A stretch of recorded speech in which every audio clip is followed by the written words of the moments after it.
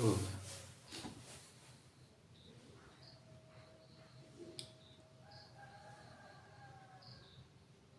2-2 घंटे के अभ्यास से साधना करते करते आज 381 दिन हो गए।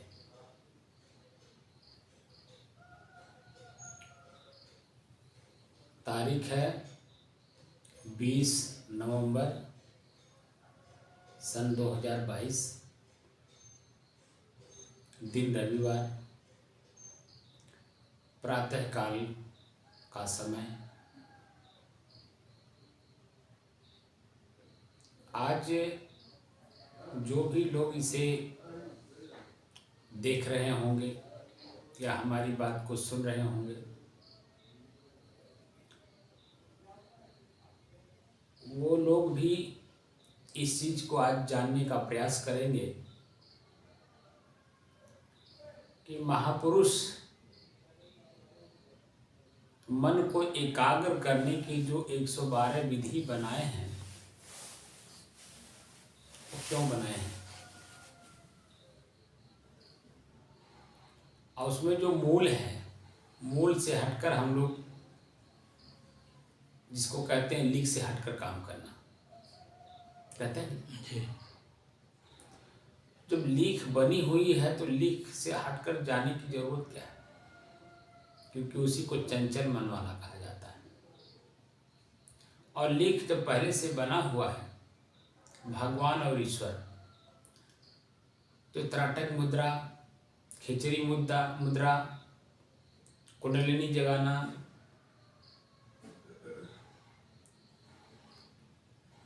तमाम जो उपाय बताए गए हैं, ये क्या है? ये चंचल मन का काम है। किसका काम है? चंचल मन। जिसका मन स्थिर है। आप लोगों ने देखा होगा कि शुरू से ही हमने एक ही रास्ता पकड़ के चला, क्या? दृष्टा और दृश्य का अभ्यास।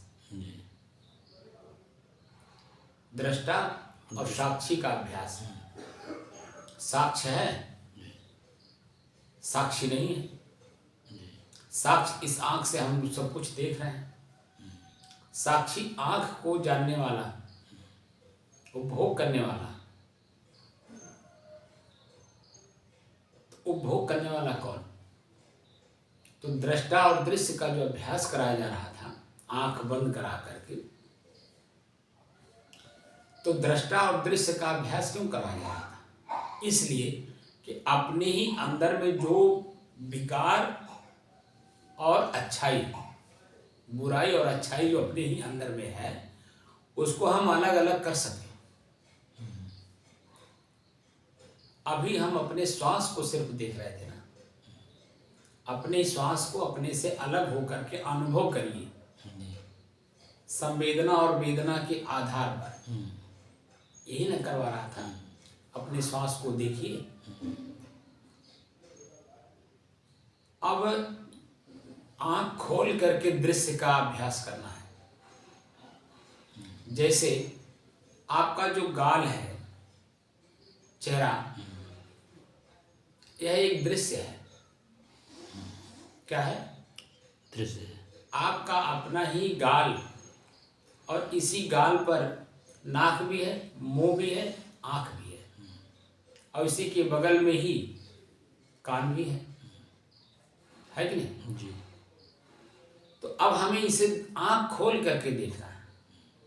तो अपने चेहरे को कैसे देखेंगे आप बताइए? क्या आपके चेहरे पे क्या लगा हुआ है? आप भोजन किए हैं, आपके मूंछ पे दाल लगा हुआ है, सब्जी लगा हुआ है, कैसे अनुभव करेंगे? क्या आपको दिखाई देता है? नहीं। तो उसके लिए हम सहारा लेते हैं कि नहीं? किसका? शीशे का। शीशे का। तो शीशा यानी ज्ञान।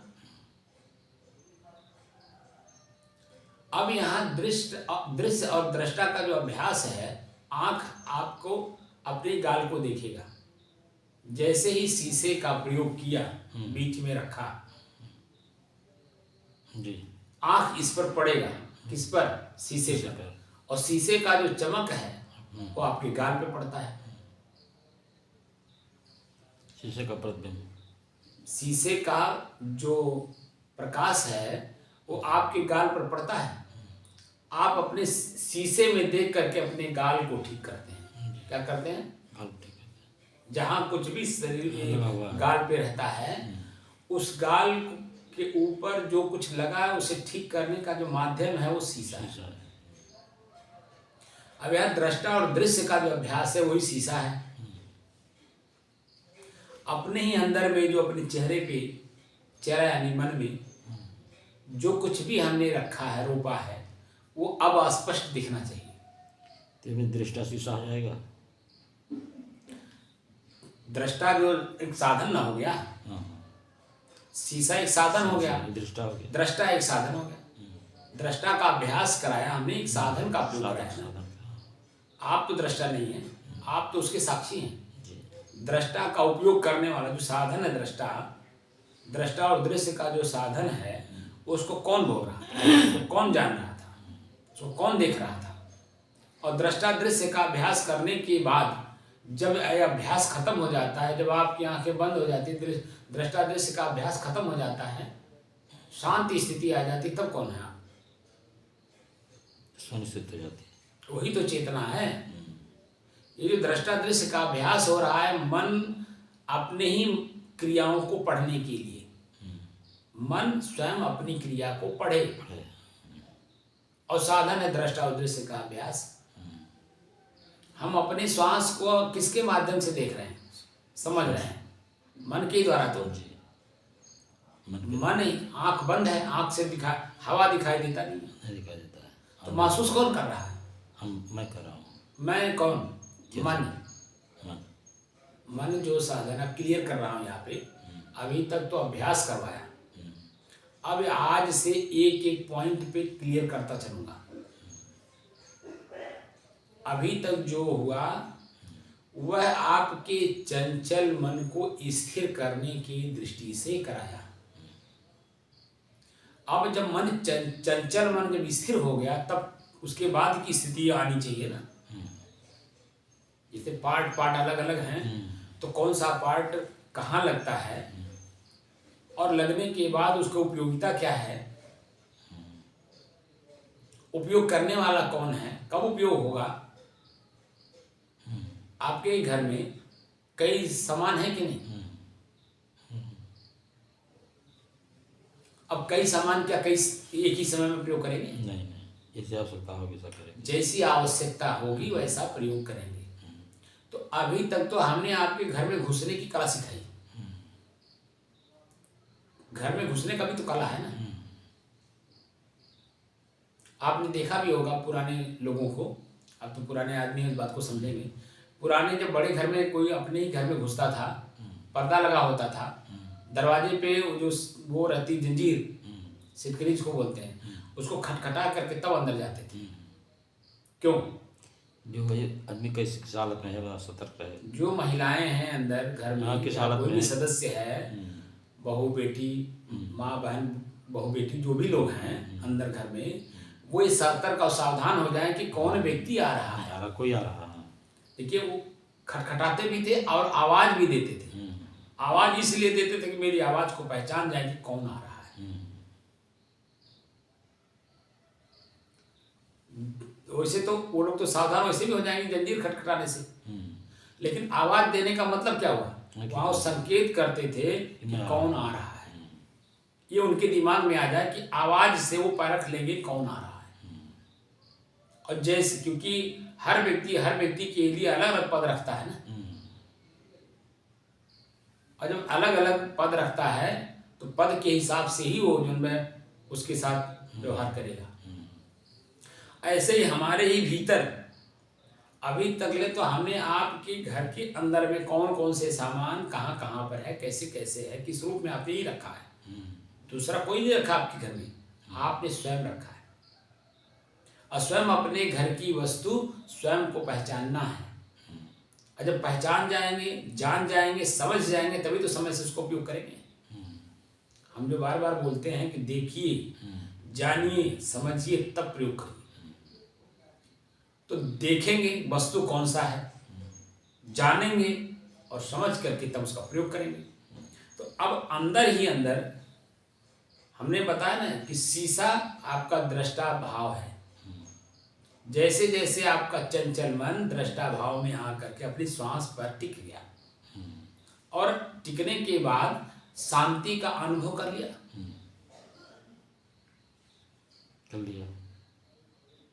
चंचल मन खत्म हुआ। अब उसमें ना अच्छाई है ना बुराई है, किसी भी प्रकार की कोई चंचलता नहीं है, ना अच्छे के रूप में ना बुरे के रूप में। तो जो शांति की स्थिति है वो दोनों स्थितियां नहीं है, तब तो है। अब जो है आंख खोल करके देखना है, अपने विचारों को देखना, अपने मन को देखना कि मेरे मन में मैंने क्या क्या रखा है और मेरा ही मन जो पहले से रखा हुआ है उसमें और वर्तमान में जो उसमें बदलाव कर रहा है उसमें क्या अंतर है। हमारा ही मन हमारे ही अंदर में जो सामान रखा हुआ है उसका उपयोग कहाँ कहाँ कर रहा है, कैसे कैसे कर रहा है, किस किस रूप में कर रहा है। और मैं तो शांत स्वरूप हूँ, उसको देखने वाला हूँ, जानने वाला हूँ, इसकी चंचलता को मिटाने वाला भी, और इसको तवज्जो दे करके, इसको महत्व दे करके, तवज्जो यानी महत्व, मन को महत्व जैसे आपने दिया वैसे ही जो है आपके ऊपर वो हावी हुआ। और क्या क्या करवाएगा आपसे आपको मालूम नहीं। आज तक जो हमने किया वो यही तो किया। कल के आपके प्रश्न का उत्तर आज दे देता हूं। जो आप कहते हैं कि मैं कभी शांत स्वभाव में था, इस कचरे में कैसे पड़ गया, यही प्रश्न तो था आपका। और 2-3 दिन पहले, कल भी आपने प्रश्न किया और 2-3 दिन पहले भी किया था, 2 बार आपके प्रश्न आ गए कि जो मैं मुक्त था तो फिर इसमें कचरे में आया कैसे। आप जब रात में सोते हैं शाम को, बहुत महत्वपूर्ण बात है, बात को समझ लीजिएगा। रात को सोते हैं, पूरा चंचल मन, अच्छाई बुराई, हानि लाभ सुख दुख मरा जन्मा कुछ भी आपके शरीर मन में नहीं रहता है, तभी तो नींद आती है। और जब नींद आ गई, परिपक्व नींद आ गई और सो लिए, और जो शांत स्थिति से जब उठते हैं आप, उसको कभी आपने रीड किया, रिलैक्स, कभी आपने उसको पढ़ा नहीं पढ़ा, क्योंकि पढ़ने का तरीका कहाँ था, कोई बताने वाला नहीं था, क्योंकि स्वयं में तो चेतना थी नहीं उस लेवल की। तो दूसरे की बात को कैसे समझें, अपने भीतर की चीज को कैसे समझेंगे। तो जो जिस समय में आपकी चेतना जागृत होती है, सुबह 4 बजे 3 बजे 2 बजे, जब भी नींद खुलती है, और नींद खुलने से लेकर के पुनः नींद तक जाने में आपने देखा होगा कि आपकी आंखें बाहर की तरफ देखती हैं, कान बाहर की तरफ सुनता है, नाक बाहर की तरफ ही दुर्गंध सुगंध का अनुभव करता है, जीभ स्वाद भी लेता है, बोलता भी है, पैर चलता है, हाथ जन्म देता लेता है।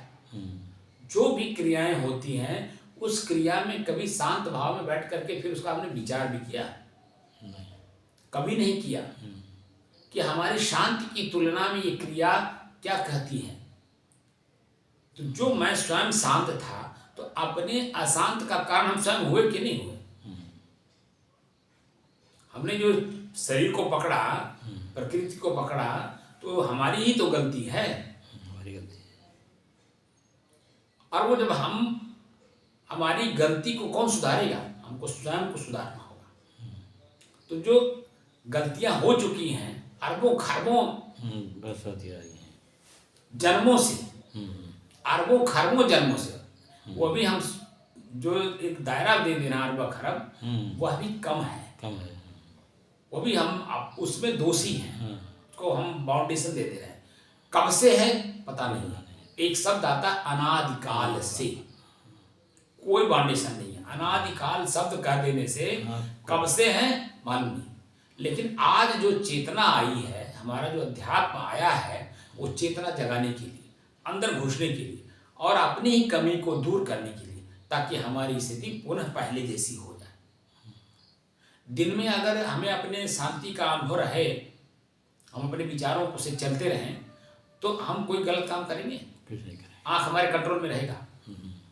कितना देखना है, कब देखना है, कैसे देखना है, किस रूप में देखना है, और देखने के बाद हमारे ही मन में क्या उत्पन्न हो रहा है, अच्छाई के रूप में हानि के रूप में, लाभ के रूप में, बुराई के रूप में। हमारा मन दुखी हो रहा है कि हमारा मन प्रसन्न हो रहा है। जो कुछ भी हो रहा है वो मेरे से अलग मेरे मन में हो रहा है, मेरे अंदर में नहीं हो रहा है। इस बात का जब जागृत अवस्था में अनुभव होगा तब वो धीरे धीरे धीरे धीरे आपके ही अपने ही अंदर में जो कमियां हैं वो दूर होंगी। जैसे बोलने की कमी, बहुत सारे लोग ऐसे अपने शब्द को बोलते हैं, खुद नहीं जानते कि मैं क्या बोल रहा हूँ। अपने देखने की, अपने सुनने की, हम देख रहे हैं तो क्या देख रहे हैं, उसके देखने के बाद मेरे मन में क्या भाव उत्पन्न हो रहा है। हम सुन रहे हैं तो उस बोलने वाला क्या बोल रहा है, और बोल करके वो तो चला जाएगा अभी 2 मिनट में, 1 मिनट में, 5 मिनट में, 10 मिनट में, लेकिन मेरे ऊपर उसका प्रभाव क्या पड़ रहा है, मेरा मन उसे क्या विश्लेषण कर रहा है। ये जो स्थितियां हैं, इन स्थितियों को जानने का साधन ही तो मन है। और मन जब शांत होगा तभी तो अपने आप का अनुभव होगा। तो ये जो दृष्टा और दृश्य का अभ्यास श्वास पे हम करा रहे थे, अब विचारों पे करना है कि हम शांत, आंख खुला रहे लेकिन दृश्य दिखाई ना दे, सामने का दृश्य हमारी आंखें ना देख सके, हम अपने ही विचारों में खो जाएं। और जब खो जाएंगे तो दृश्य सामने होते हुए भी हम दृश्य को देखेंगे।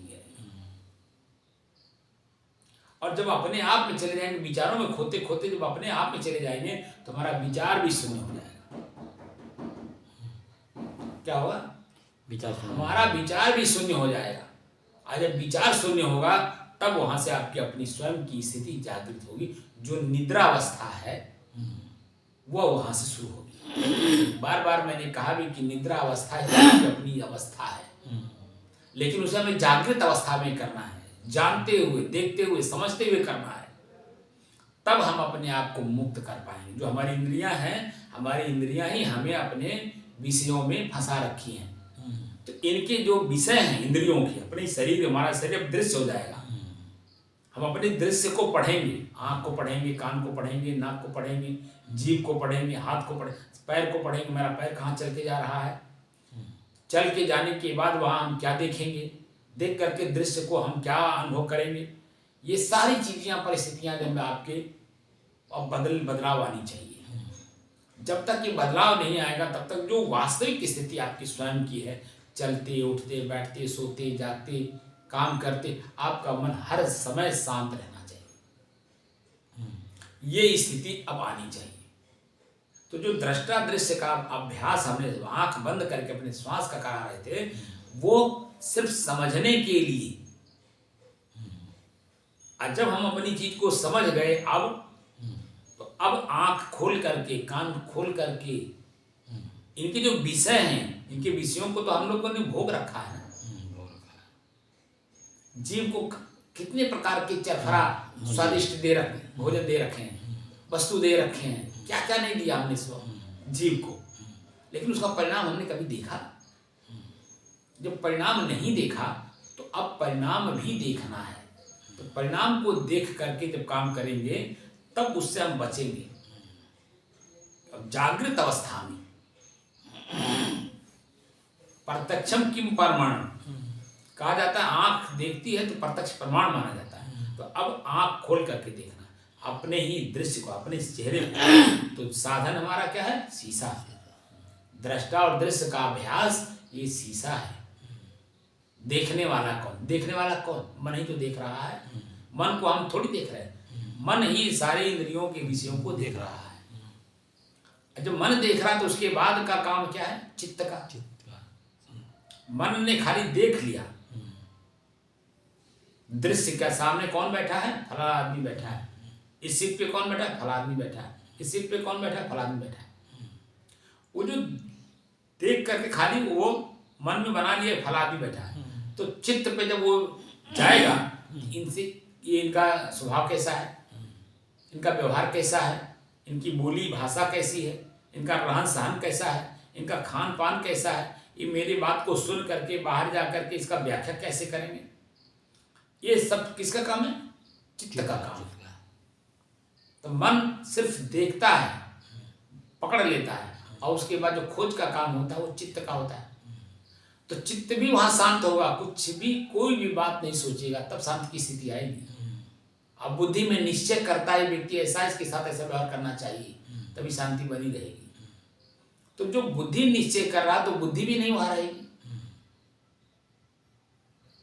जब आप अपने में एकदम बिल्कुल लीन हो जाते हैं, कुछ नहीं रहता, कुछ रहता है सारी इंद्रिय। इसीलिए तो कहा गया कि 10 द्वाराणी संयम है, 10 इंद्रियों को संयमित करो। और उसी को कबीर साहब ने भी अपनी भाषा में कहा, शुद्ध हिंदी में, 10 द्वारे तारी लावे, तब दयाल के दर्शन पावे। दयाल माने वही चेतना, अपने आप का स्वयं काम हो। तो आंख, नाक, कान, हाथ, पैर, जो भी ये 10 इंद्रियां हैं, इनको तारी लगाने की बात कर रहे हैं। तारी समझते हैं ना? बंद करना, इनकी क्रियाओं को बंद करना। इनकी क्रियाओं को बंद कैसे करेंगे? जब तक जानेंगे नहीं, जब तक देखेंगे नहीं, जानेंगे नहीं, समझेंगे नहीं, तब तक ये बंद होगा नहीं। तो ये 3 चीजों का प्रयोग हम मन से ही करेंगे, जागृत अवस्था में, चलते, उठते, बैठते, सोते, जागते। इसलिए और हमारे सामने जो दृश्य आएगा, सामने वाला व्यक्ति जो मेरे साथ व्यवहार करेगा, अच्छा या बुरा, वो मेरा पूर्व का होगा। आज उसको दे देने में ही हमारी भलाई है, ताकि वो पुनः जो है हमारे सामने दृश्य ना आवे। अगर आपने उसको पूरा नहीं किया तो वो दृश्य फिर दोबारा आएगा आपके पास, किसी न किसी के माध्यम से आएगा। इसलिए अपने को खाली करना है। तो बड़ी बड़ी शक्तियां जो ये बाहर की हैं, ये सब ढेर हो जाएंगी, बड़ी बड़ी शक्तियां।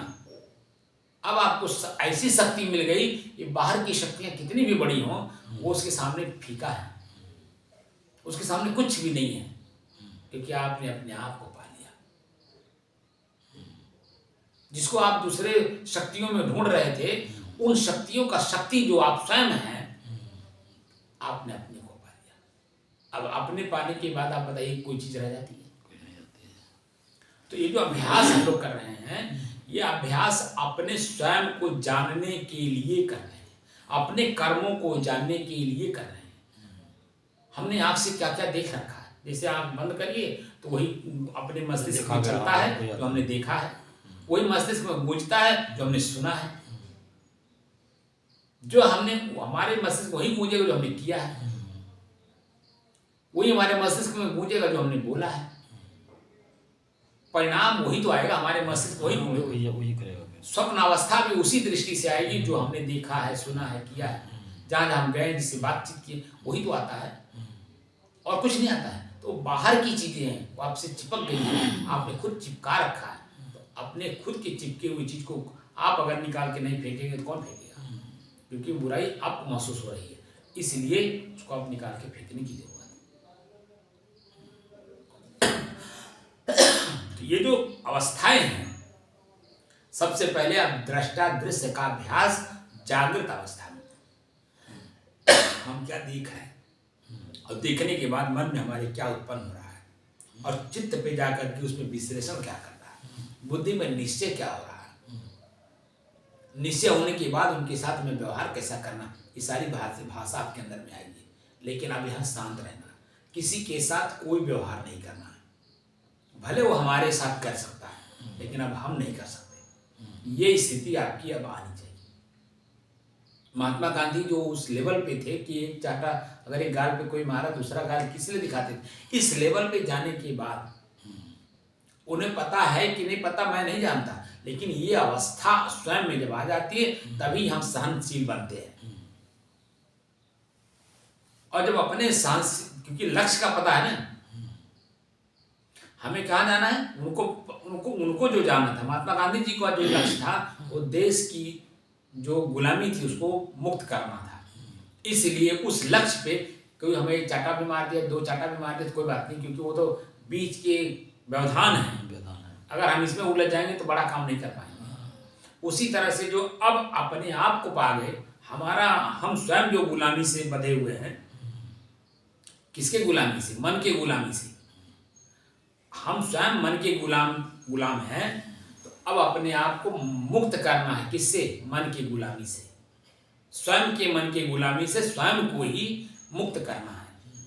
तो अब सावधानी ये है कि बाहर की कोई भी क्रियाएं आपको बाधित न कर सके, ये ध्यान रखना है। आपने ध्यान क्या रखना है, आप जो अनुभव हो गया, शांति का जो अनुभव हो गया, इसको ध्यान रखना है। इसकी तुलना हर चीज से करनी है कि जो हमारी मुक्त अवस्था है, उस अवस्था में ये सब कुछ नहीं है। आँख से जो हम देख रहे हैं वो भी कुछ नहीं है। बस जैसे आप अपने घर में कई बार गए, यहाँ से देखिए 381 दिन हो गया, अपने घर से लोग यहाँ तक आते हैं, यहाँ से अपने घर जाते हैं, तो 381 दिन अपने पुत्र को देखा, बेटी को देखा, बहू को देखा, घर को देखा, बदलाव आया कि नहीं? 381 दिन हो गया, एक ही दिन देखने के बाद तो मुंह हो जाना चाहिए, लेकिन नहीं, वो बार बार हम देखते हैं, बार बार हमारे मस्तिष्क में बैठते हैं। तो बार बार जो चीज़ जैसे वो लाइट है, इसमें रोज जो है एक नया नया कपड़ा बांधिए तो इसकी क्या गति होगी? वही रंग दिखाएगा। इसकी नहीं, रोशनी कम होगी कि नहीं होगी? नए कपड़े में भी। हाँ। और अगर गंदा कपड़ा है उससे हो जाती। बुराई गंदा कपड़ा है, अच्छाई नया कपड़ा है, जो हम देख करके खुश होते हैं, प्रसन्न होते हैं, आनंदित होते हैं, उसी को सब कुछ मानते हैं। वो सारी क्या अच्छाई है? अच्छाई के रूप में हमने अपने ही, हमारी जो स्वयं की लाइट है, स्वयं जो मैं हूँ, उसमें हमने एक एक कपड़ा बांध दिया, रोज एक एक कपड़ा बांध रहे हैं, तो हमारी रोशनी कम होगी कि नहीं? स्वयं की चेतना कम होगी कि नहीं? स्वयं की शांति हमारी भंग होगी कि नहीं?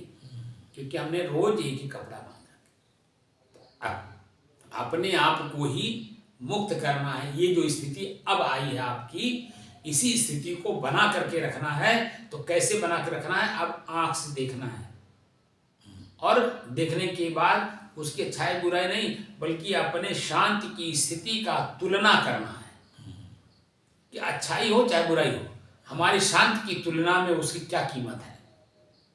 कुछ नहीं कीमत है। तब वो प्रभावित करेगा आपको? तुम नहीं करेगा। वहां उसको आप पाने के लिए आकर्षित होंगे? अच्छाई या बुराई आपके मन में आएगा? कभी नहीं आएगा। क्यों? क्योंकि आप तुलना अपने लाइट से कर रहे हैं, अपने प्रकाश से कर रहे हैं, स्वयं के ज्ञान से कर रहे हैं, स्वयं के अनुभूति से कर रहे हैं। अब ये तो नहीं है कि कहीं मैं हवा में बोल रहा हूं। स्वयं की तुलना स्वयं से करनी है और अपनी क्रियाओं से करनी है। शरीर में रहना है, जब तक इस शरीर में हम हैं तब तक तो रहना ही पड़ेगा, लेकिन अब हमारी तुलना अपने स्वयं की शांति से करनी है। हमारे शरीर की परिस्थितियां समयानुसार बदलती जाएंगी, लेकिन मैं तो नहीं बदलूंगा, मैं तो वही रहूंगा। हम अभी चल फिर पा रहे हैं, शरीर में जान है, चल फिर ले रहे हैं, लेकिन कल को कोई घटना हो जाए, हमारा शरीर बेड पर पड़ा हो, तो भी तो मैं रहूंगा। शरीर क्रिया काम नहीं करेगी, पैर चल नहीं पाएगा, हाथ उठेगा नहीं, आंख से दिखाई देगा नहीं, कान से सुनाई देगा नहीं, मुंह अपना ही मुंह बंद हो जाएगा, हम बोल नहीं पाएंगे, यहाँ तक कि हम भोजन नहीं कर पाएंगे, दांत हिला नहीं पाएंगे। ऐसी ऐसी स्थितियां आएंगी इसी शरीर में, लेकिन उस स्थिति में भी हम रहेंगे। तो हम जो हैं, जैसा हैं वैसा आपको दिखाई दे दिया ना, कि मैं सभी परिस्थितियों से परे शांत है, एकदम अलग शांत स्वरूप, मेरे में कुछ नहीं है। जो कुछ है, जो कुछ हो रहा है, सब प्रकृति में हो रहा है, मेरे में कुछ नहीं हो रहा। ये स्थिति जो आपकी है, यही अब तुलनात्मक अध्ययन करना है। रास्ते चलते हुए भी, बैठते हुए भी, खाते हुए भी, देखते हुए भी, सुनते हुए भी, सभी परिस्थितियों में आप इसका ध्यान रखना है, इसी का ध्यान रखना है कि हमारी शांति के सामने कुछ नहीं है। बात समझ में आ गई? इसी स्थिति को, एकदम शांति स्थिति को, अभी मैं बोल रहा हूं, हमारी बोली भी देखिए अच्छाई के रूप में, क्योंकि कान सुन रहा है तो उस लेवल पे जाके समझ भी रहा है। यहाँ समझ भी शांत हो जाएगी, देखना भी बंद हो जाएगा, सुनना भी बंद हो जाएगा, जानना भी बंद हो जाएगा, समझना भी बंद हो जाएगा। और जब देखना, जानना, समझना बंद हो गया, तभी तो आपकी शांति की स्थिति आई। और जब तक ये तीनों में से कुछ भी जागृत रहेगा तो उस लेवल पे जा करके हमें एकदम शांत हो जाना है। और इसी का ध्यान करना है, हमारी शांति बरकरार रहे, ये हमारा महत्वपूर्ण है। इससे महत्वपूर्ण वस्तु कोई नहीं। व्यक्ति स्थान कुछ नहीं है। मैं स्वयं अपने आप में महत्वपूर्ण हूं। मैं अपने महत्वपूर्ण होने का ज्ञान मुझे नहीं था। शुक्र है वो ऐसे गुरुओं का, जिन्होंने मार्गदर्शन दिया, ऐसे संतों का, ऐसे ऋषियों का, जिन लोगों ने स्वयं को खोज करके मार्गदर्शन के रूप में हमें लिटरेचर के रूप में कुछ दे गए। जैसे वेद, जैसे श्रुति, स्मृति, उपनिषद, हमारा गीता, हमारे सदगुरु कबीर साहब की बीजक, अनेक संतों के आजकल भाषाएं हैं। लेकिन वास्तविक स्थिति है कि स्वयं को ही जानना है। अथ शब्द आता है वेदों में, उपनिषदों में। अथ, अब स्वयं का ज्ञान करने के लिए मैं तैयार हूं। उसी की तैयारी उसमें लिखी हुई है। अपने आप को कैसे कंट्रोल करेंगे, जीभ को कंट्रोल कैसे करेंगे, नाक को कंट्रोल कैसे करेंगे, कान को कंट्रोल कैसे करेंगे, हाथ को कंट्रोल कैसे करेंगे, पैर को कंट्रोल कैसे करेंगे, पेट को कंट्रोल कैसे करेंगे, इन सारी विधियों को वहां दिया गया। इसी चीज को बीजक में भी कहा गया अंतर ज्योति। अंदर की ज्योति जगानी है, अंदर का प्रकाश जागृत करना है, तो ये सारी चीजों को बंद करना होगा। दसहों द्वारे तारी लावे, तब दयाल के दर्शन पावे। तो दसों इंद्रियों को बंद करने की बात करें। वही बात महात्मा बुद्ध भी कह रहे हैं, अप दीपो भव। स्वयं का प्रकाश स्वयं बनो। तो स्वयं का प्रकाश कैसे बनेंगे? जब स्वयं को जानने के प्रयास करेंगे तब तो बनेंगे। जब स्वयं को जानने का प्रयास स्वयं नहीं करेंगे तो कैसे जानेंगे? हम तो जानने का कोशिश तो कर रहे हैं, लेकिन बाहर जो हमें प्रभावित करता है, अच्छे या बुरे के रूप में, प्रसन्नता या दुख के रूप में, आनंदित या पीड़ा के रूप में, उसमें हम उसको भी देखते हैं, दुख को भी देख रहे हैं, सुख को भी देख रहे हैं, आनंद को भी देख रहे हैं, पश्चाताप को भी देख रहे हैं। वो कौन है जानने वाला, उपभोग करने वाला? वो स्वयं आप है। तो स्वयं अपने आप को ही अब जब जान गए, अभ्यास करते करते उस लेवल पे आ गए, तो अब इस आपका दायित्व बनता है कि उसमें इजाफा कितनी हो, उसमें बढ़ोतरी कितनी हो, कितने हम अपने आप को शांत रख सकें, प्रकृति भी हमारा सहयोग करे। आपके सामने जो बुराई आती है, ये प्रकृति आपके लिए सहयोग करती है अपने स्वयं की शांति के लिए। ये जो अच्छाई आती है, ये प्रकृति आपको उठा करके फेंकती है, आपका मन आपको फेंक देता है, उसमें ले जाके उलझा देता है। तो जो बुराई है वो आपका अपना हित करने वाला है, क्योंकि दिखा देता है इसमें बुराई है, स्पष्ट दिखा देता है। इसीलिए आप अपने वहाँ से भागते हैं, उस काम को नहीं करते हैं, उस काम को नहीं सुनते हैं, उस चीज़ को नहीं देखते हैं जिससे आपको बुरा है। लेकिन उस चीज़ को दौड़ करके आप पकड़ते हैं जिसमें आपका उलझन है। पहले शुरू में आकर्षण है, लेकिन उसके परिणाम में तो वही परिणाम दिखाई दे देगा, तो हम दौड़ के जाएंगे? नहीं जाएंगे।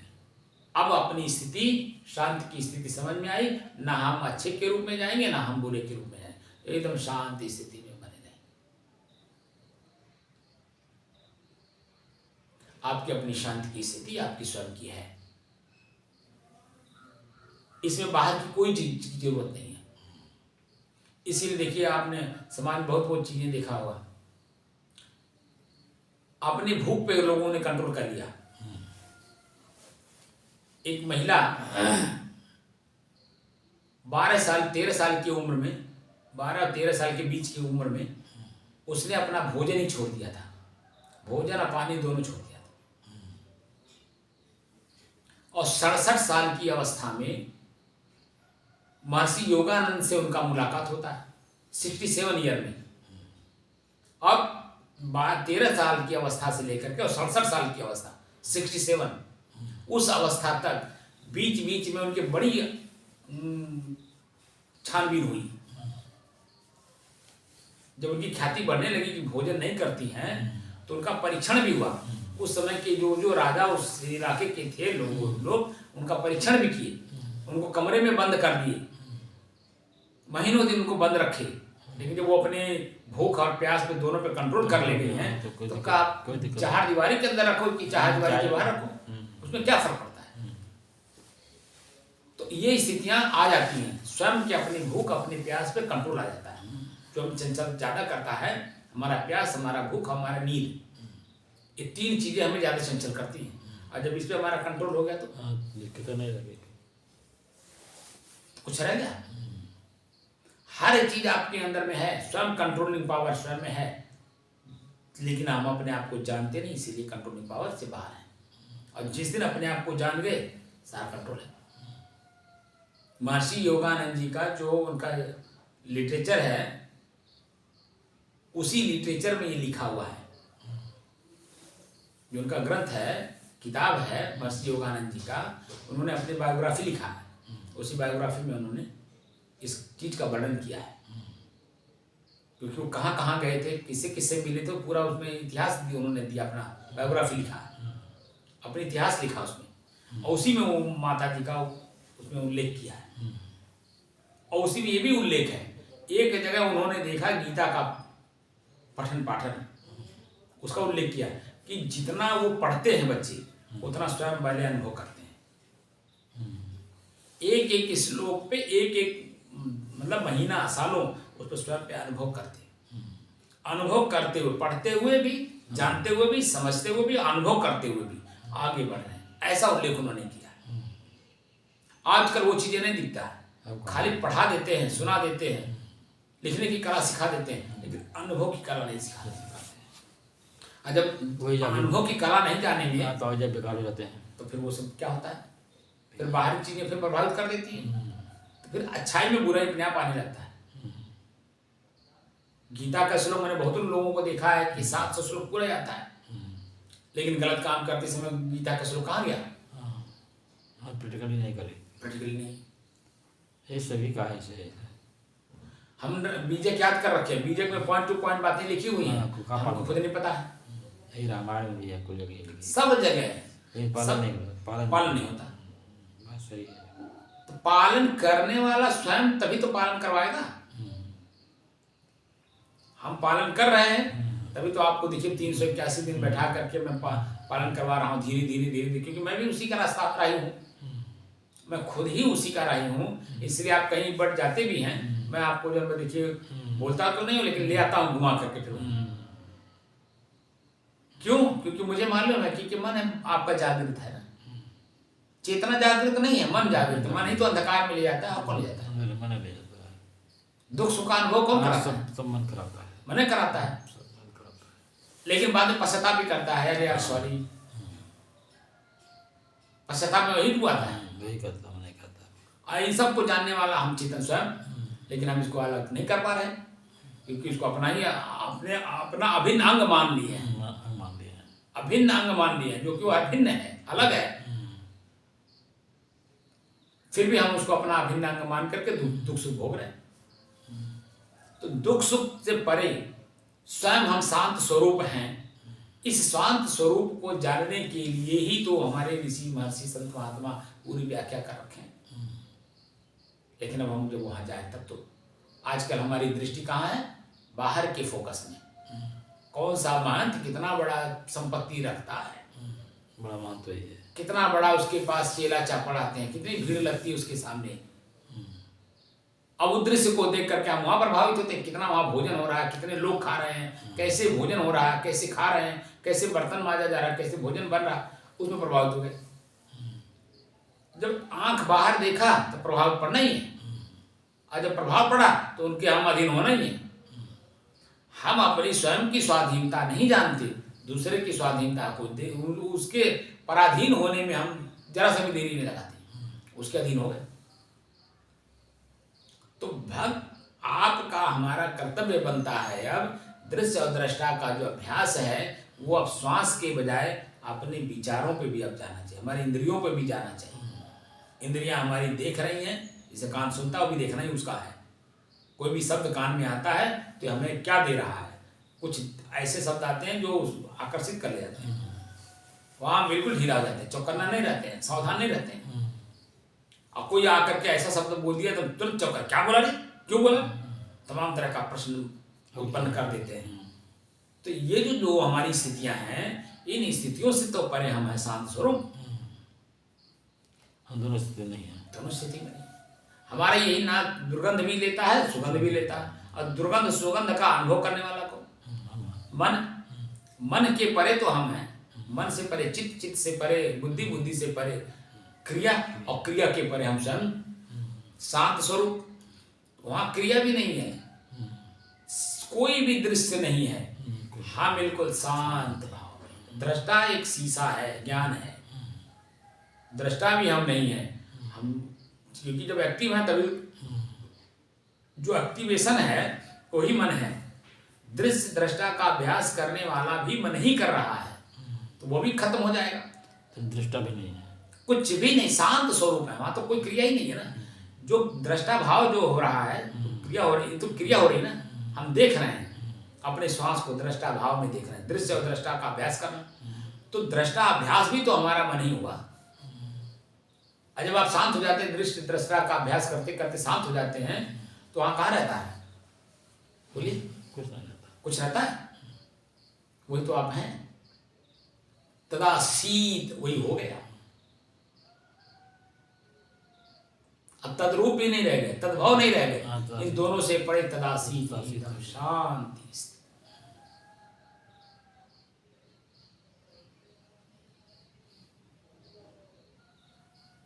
ऐसी शांति स्थिति के लिए हम लोग यहाँ बैठे हैं, अभ्यास करना।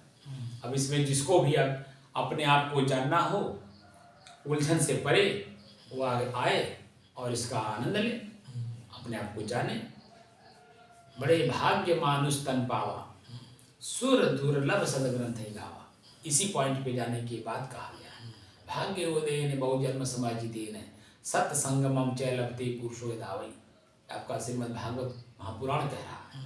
और उसी बात को कबीर साहब भी कहते हैं, मानुष तन दुर्लभ है। क्या कह रहे हैं? मानुष तन दुर्लभ है, बहुर न दूजी बार। उदाहरण दे रहे हैं कि पक्का फल जो गिर पड़ा तो बहुर न लागेगा। कितनी महत्वपूर्ण बात कह रहे हैं। इसी शरीर से ही हमें बंधन भी बनाना है, बंधन मुक्त भी होना है। अब आप जो चाहते हो आप करिए। हम किसी के कार्य में हस्तक्षेप तो कर नहीं सकते, हम तो खाली डुगडुगी बजा सकते हैं। जैसे हमारे सदगुरु विशाल साहब की जो कहानी में कल भी कहा था, बीच में भी कहा था कई बार, कि वो राजपाट तो देना चाहते हैं, लेकिन लेने वाला लेने वाला आएगा, अपने आप ही दे देगा, है कि नहीं?